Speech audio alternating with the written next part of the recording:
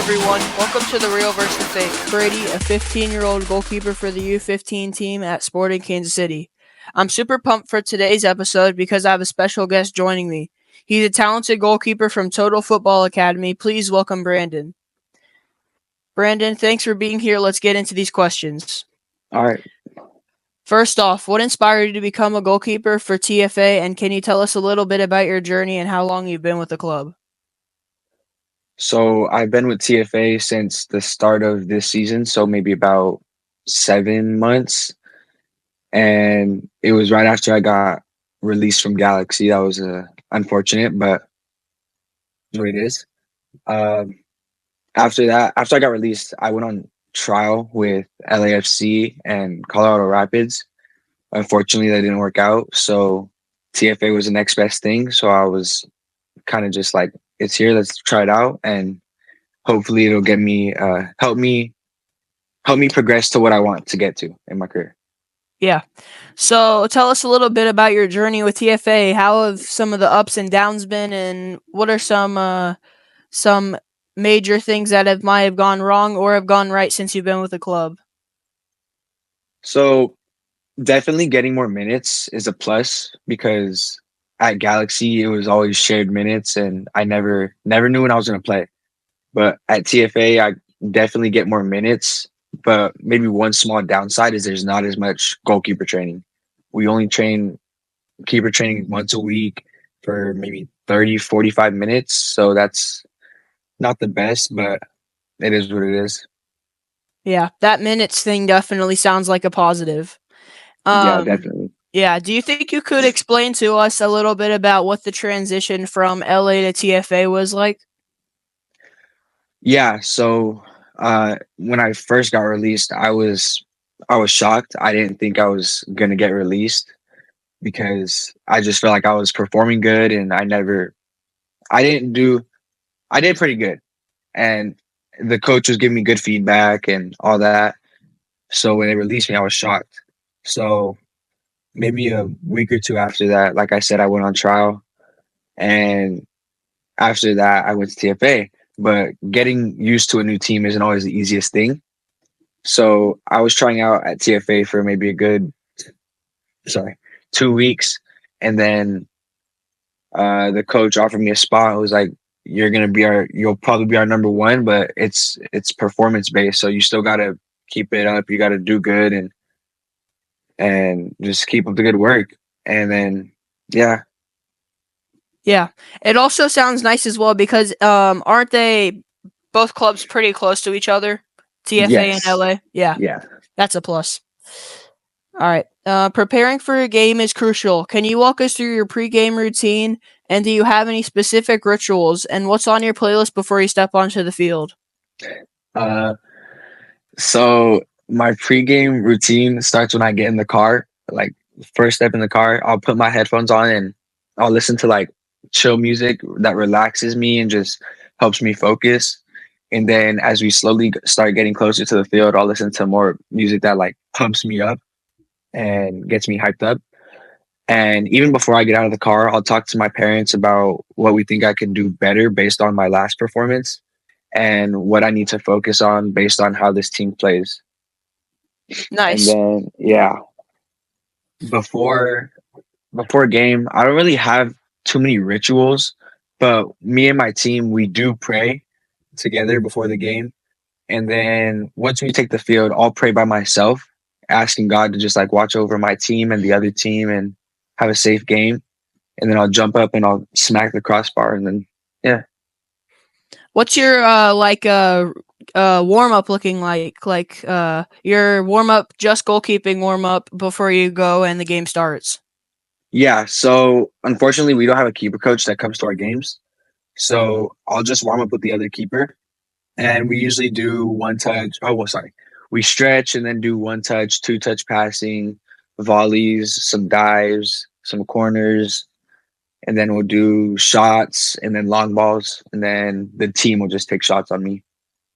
Nice. That's very similar to how my warm up is looking as well. Yeah. Mistakes are a part of the game. When you make a mistake during a match, what techniques do you use to shake it off and stay focused?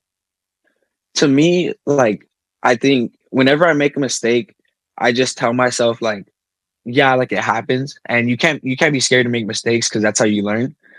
And it whatever happens happens. Like now, it's in the past. That's what I tell myself. It's in the past. You can't do anything about it now. Just look back on it and see what you could have done better, and just fix it next time it happens. Yeah.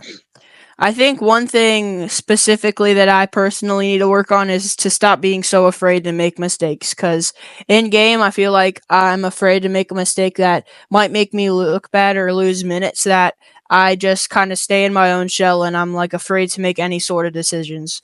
So I don't know if that's how it is for you, but me personally, that's one thing I feel like I really need to work on. Yeah, no, definitely. I was like that a lot at Galaxy, but at TFA, I felt like I had more freedom to play because the coach said, like, basically told me, like, you do what you think you need to do, and if you make a mistake, that's fine because it's up to you. It's not. I'm not gonna yell. I'm not gonna scream, but you do you. So Yeah, that definitely helped me. yeah.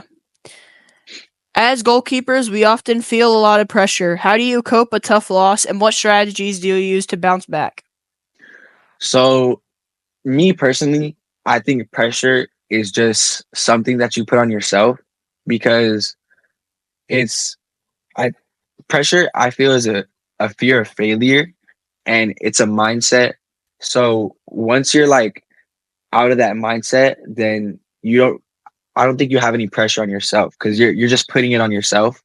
It's not really, yeah, maybe sometimes other people will put it on you, but mostly it's a mindset, and you just gotta, like, how do I say this? You just gotta be like confident in yourself. And Nice. Yeah. yeah. So you kind of have an idea of what you think pressure is. Is there any ways that you can like calm yourself down before a game, knowing that you think you know what pressure means in your own ways? Is there any ways that you think that you calm yourself down? Yeah, so I'll just like take time by myself and I'll just like focus on the game. And a lot of times I do like breathing routines. It's called the box method. And I'll hold my breath, but I'll look at a box, right? Like the 18-yard box, for example. I'll look up the box, I'll hold my breath, and then looking across the box, I'll breathe out, and then coming back down, I'll hold it in, and that just relaxes me and helps me focus more. Yeah, I've never heard of that method before. It sounds very interesting. Yeah, I learned it not too long ago. Yeah, I might have to try that out. I've never heard of that before. Yeah. Every athlete makes sacrifices to pursue their dreams. Can you share some sacrifices you made both on and off the field to become a goalkeeper at TFA? Yeah, so luckily for me, I haven't had to make too many sacrifices just because it's still close to home. It's not like I'm having to move far from my house, away from my family, but I do miss a lot of family functions, and that definitely sucks because I love being there for them and they're my family. So I haven't had to make too many. So yeah. Yeah. Do you have to make any sacrifices with your friends, like missing out on activities with them at all?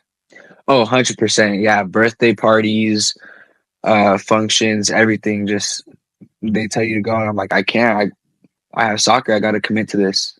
Yeah. So, but it's worth it definitely. Yeah.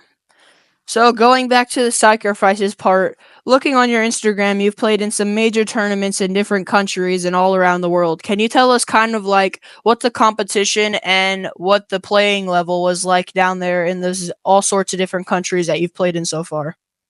Yeah, it's definitely intense. There. So I played teams like Ajax, Juventus, all those teams, and they're all very passionate about the sport. So it's way different to what we face here because a lot of teams are just like they play, but they're not, like I said, passionate. Some teams, but over there, it's a whole different ball game. It's crazy. Yeah. I feel like it's really crazy how some of our same age groups and stuff in different countries, how serious they take their training as well, having multiple Yeah. sessions a day, and even some clubs in the MLS having a whole like schooling system that they go to, and they're at the facilities their whole entire day. So it's crazy, like how different teams work with each other. Yeah, definitely. Before we dive back into the questions, I want to take a moment to introduce you to our amazing sponsor, Find the Good.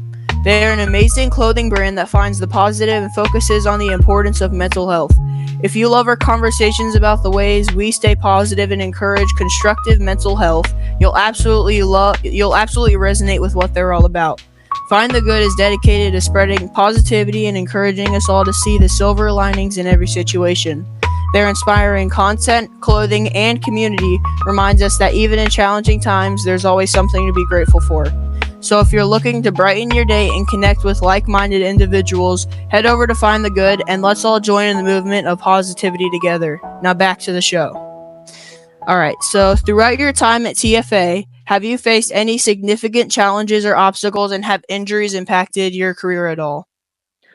Oh yeah. So right now, well, not right now, but a month or two ago, right before Fest started, I actually broke my finger, and I was really worried. I didn't know if I was going to play or not, but I just wore a brace under my finger, something that would protect it, and I did play, but there was a lot of pain, and some like it still hurts to this day. So I sometimes I don't know if it'll just stay like that, or if it'll just stay hurt, or it'll go away. But definitely, I was worried about that. And fingers always, it happens a lot for goalkeepers because you always make finger saves or jam your finger. You never know if you're gonna get hurt and how long you'll be out for. Yeah. I've definitely had my fair share of finger injuries as well, and to this day they still don't look normal. What finger did you hurt? Because so far the ones that I always hurt are my middle finger and my pinky fingers. Which ones do you hurt the most often? The most often I actually hurt my index finger and my middle finger.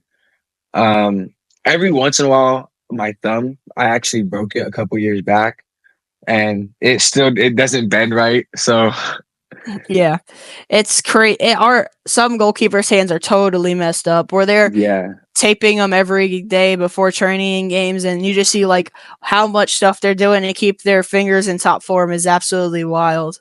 yeah, it's insane. I'm starting to tape all my fingers now too because I'm just taking all the precautions. Yeah. Now, what's your opinion on finger saves? I've asked this question almost every interview now, and they've gotten kind of the similar answers where they wore them in their younger years. What's your opinion on them? Yeah, basically the same. I wore them when I was younger, but as I got older, I started using like normal gloves without the finger saves. I always used West Coast, so I when I got older, I just took those out, and because I feel like the flexibility in your fingers matters a lot. But if you hurt your fingers, then you might have to go back to them because it helps a lot. Yeah, especially the gloves that have removable ones where you can just slide them out and slide them back in. Those are most useful. But I Yeah, feel like how they just restrict your movement. It's really hard to play yeah, because definitely. you just can't bend your fingers. You know. Yeah.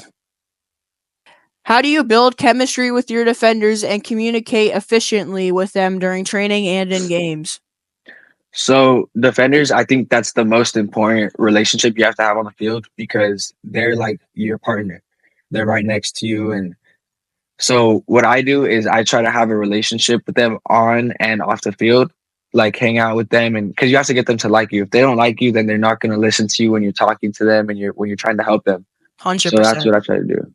Yeah, I also agree. I've said this in previous conversations I've had with other goalkeepers around MLS Next that your defender is the strongest relationship you've had in the field. Yeah. Communication won't work. Even balls that they might play to you when they're under pressure, they might not trust you to play it fast or get it out of pressure. It's just that's a really important relationship on the field. It's kind of like how the winger and striker work together, where they're having to play inside to go to goal. It's almost similar in that way, but I feel like we have the strongest relationship on the field. Yeah. Looking ahead, what are your goals for this season and beyond? And are there any specific achievements you're aiming for, either personally or as a team? So my coach has always been saying as a team that our goal for the season was to make playoffs, and that's a goal that I would have too. Definitely, hopefully, make it far in playoffs. And a personal goal for me is get a call to the national team. I've been called into the training camps every year, but never made it to the national team. So I'm definitely hoping for that. Yeah. Do you have the ability to play on multiple different national teams? No, I do not. Just US right now. Okay.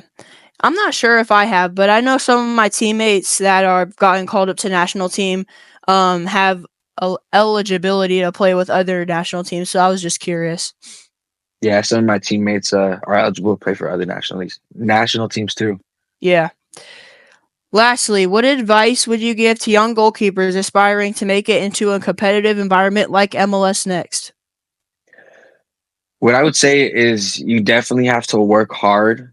You have to make sacrifices. You have to train away from your team. Like when your team's not training, like during winter break, you have to stay sharp because when you come back, you could just be so out of form. But you got to work hard and make sacrifices, and you can't do what a lot of other players do. You have to be different, and you have to be your own person and work as hard as you can. Yeah.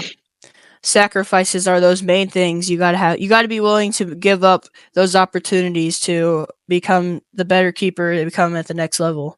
Yeah. Thank you so much, Brandon, for joining me on The Real versus the Fake. It was great to hear your insights and experience, and I wish you all the best this upcoming season. Thanks for tuning in, everyone. Don't forget to subscribe for more episodes where we're exploring the world of soccer from a player's perspective. Thank you. Thanks for having me here. Yeah.